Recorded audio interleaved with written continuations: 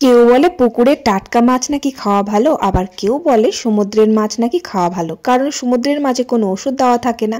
অত শত বাপু আমি জানি না, আমার এই সমুদ্রের মাছটা খেতে খুব ভালো লাগে। এটা কিন্তু খোকা ইলিশ, প্রায়ই মাঝে মাঝে রান্না করি এটা আমি, আমার ভীষণ প্রিয় আর খুব সুন্দর টেস্ট হয় এটা।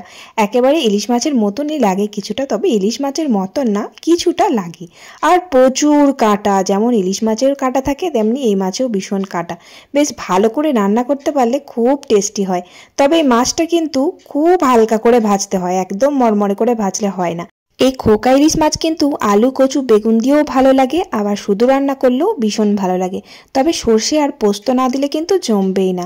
মাছগুলো হালকা করে ভেজে নিয়েছি, আর তেলে একটু পাঁচফোড়ন কাঁচা লঙ্কা চেরা দিয়ে সর্ষে পোস্ত বাটা দিয়ে ঝাল করে রান্না করলাম। আর এই মাছ ছাড়াও আজকে আমি বাঁধাকপির চচ্চড়ি করেছি মাছের মুড়ো দিয়ে, আর এদিকে রুই মাছের ঝোলও করেছি। রান্না শেষ করে খেতে বসলাম। আর এই মাছ যদি তোমরা কেউ খেয়ে থাকো অবশ্যই কমেন্ট করো। টাটা।